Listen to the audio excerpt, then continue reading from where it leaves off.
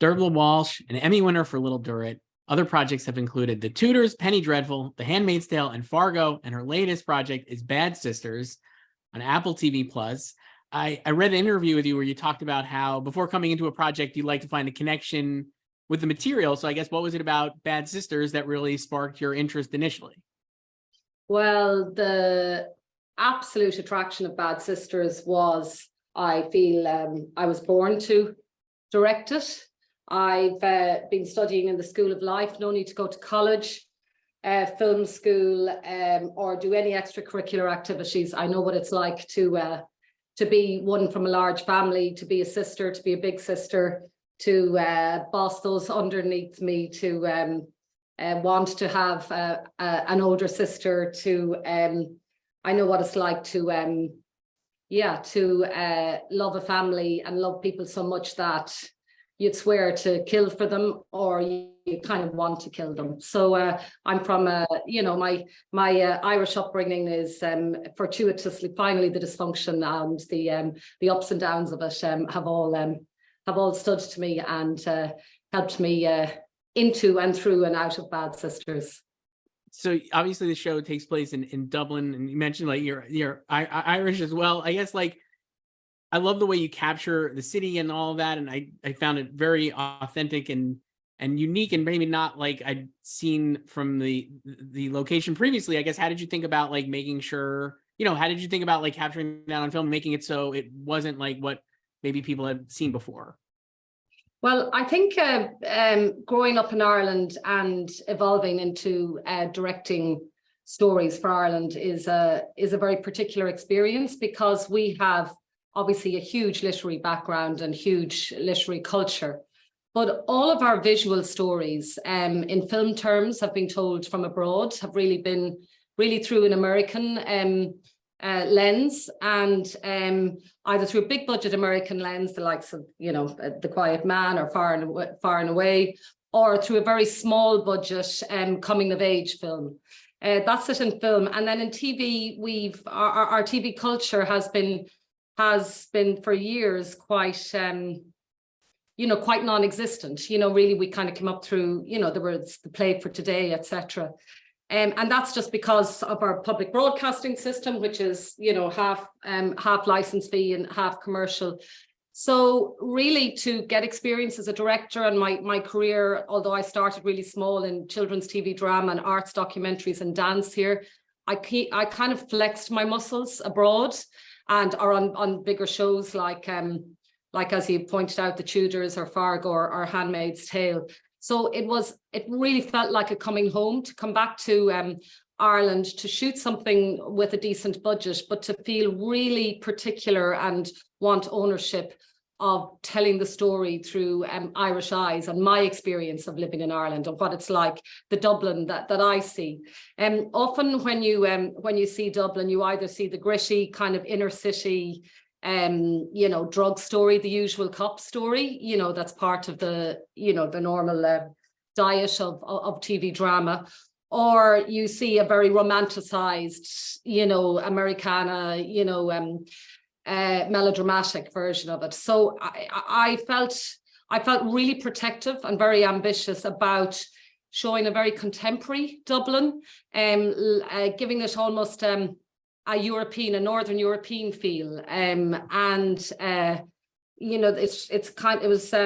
Merman is based in London, has offices in Dublin, so it was a kind of a hybrid of working in London and Dublin. But the designer and I, I was brought up in the west of Ireland. I'm very kind of obviously proud and tuned into the nuances of Irishness that often can be caricatured. So I really kind of wanted to own that and express and frame the world in a kind of in a very, what I think is a very modern Irish lens that really hasn't been seen before. And then to do that through the perspective of, to ground it in five women's experience, five sisters, because often when, stories about women, and a lot of this story, the potential was for it to be very domestic, because when people call to people's houses, they sit, turn on the kettle, they have a cup of tea and they sit at the kitchen table.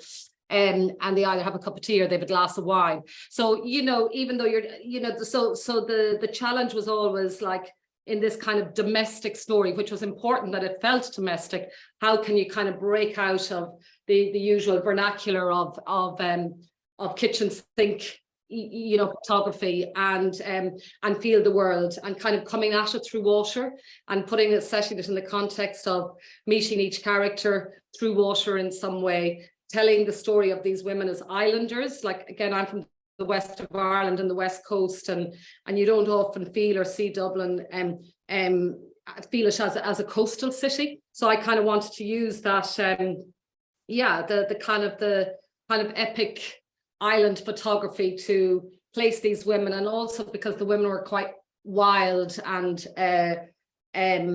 you know, to kind of lean into what it's like to be born and bred on an island and live on the edge, and, you know, next parish, America. Yeah, it's incredible stuff. You mentioned, like, obviously, like, it's a big ensemble and a family of, like, the 5 sisters and stuff. The way in the first, I was looking at, like, watching the timer in the first episode. It's like the first 4 minutes you introduce all the characters.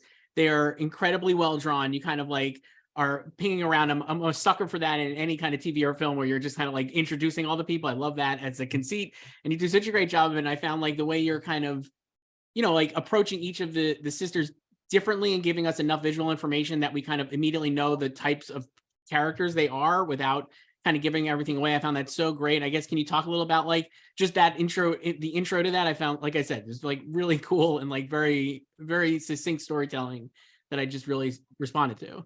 The challenge is, you know, traditionally there's a female character and they're kind of one color. Here we had so many female characters, and you're trying to show all the shades, which was just fantastic. And I know, being, you know, from a large family, and so many, and Sharon who has written it, you know, the uniqueness of being a family is the thing that connects you and that makes us all similar, but the thing that we are desperate to be different from each other, and desperate to kind of be our own, be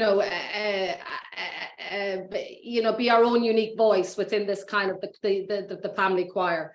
So, you know, there's the and each of the girls were also defined somewhat by having lost their parents early. So that was so there was kind of Becca with the wildness and always late. And I had this thing that I wanted to introduce them all through water, and I also was interested in kind of through their feet as well. I kind of have a foot fetish in a funny way. So kind of following Becca's feet running across the sand as the tide was out. Seeing Eva, you know, watering this dead rose in her slippers, and then doing the action of her changing into her heels and following the heels. So how we basically, as women, wear different masks and wear different costumes because it's different. We're expected to be different things. Then Ursula, that she's a mother of a large family, and the only place she can get any peace from her kids or family is lock herself in the bathroom. So many women kind of related to that. And then opening the bathroom door and they're all standing outside. She has the shower running, you know, so that people think she's in the shower. And obviously we don't know yet that she's conducting an affair. And then Grace, who, you know, we learned to the grieving widow. She's kind of under the water taking a sip because she's just cut some onions. And then and Bibi, so this idea, like, I really wanted to see, it's like my mother had breast cancer and she had a mastectomy, and the thing is, you never see the wounds, but like in the family, like we would see that, and it was kind of, you know, it's quite harrowing, you know, when you're confronted by somebody who loved their vulnerability. And I think I found it really that's what we do with loved ones. So I really like the idea that underwater, you know, we see this face thinking, and, you know, again, was kind of linking into the water theme, but you couldn't quite work out her eye yet. So you delayed the reveal of her eye, and that she was, you know, one-eyed, or Cyclops, as her son calls her later. So it's all these kind of subtle intros into, there's a clue in each introduction of the story that's to come. And I mean, that's the joy of storytelling, isn't it? I mean, the names on screen came later, which, you know, I fought having, because I felt that it was kind of, you know, that we would know who these girls were, but the amount of people who've told me since that they love the names as well, I've conceded, well, that's the bit that's the bit that wasn't my idea. I just came up with the idea, well, if we're going to put names, let's do something funny, or, you know, let's do something interesting with it, because I thought the audience will get to know these. So anyhow, yeah, I mean, you definitely know them just visually. Like I said, I think you know them visually. I'm a sucker for the names thing too, but I think you're probably right on with that. I don't. Well, it offended my visual sensibility and how much thought I put into the visual storytelling to start. But then, you know, text and visuals, you know, I worked with a writer once who said you can spend all of this time saying, you know, setting up Rome, BC, or, you know, London, 1945, and you know, have the period cars, you have this. And she said, but she said, I learned as a writer, if you just put a graphic, a chiron up saying London 1945, then people go, oh, it's London 1945, and you get on with the story. So I have to admit, like, it's Grace. Okay, there's Grace. We know who. It's really great stuff. We have to wrap up here, but Dearbhla Walsh, director of Bad Sisters, the show, all the episodes are streaming on Apple TV Plus. It is an incredibly compelling watch, and thank you so much for doing this. Okay, thank you very much. Thank you.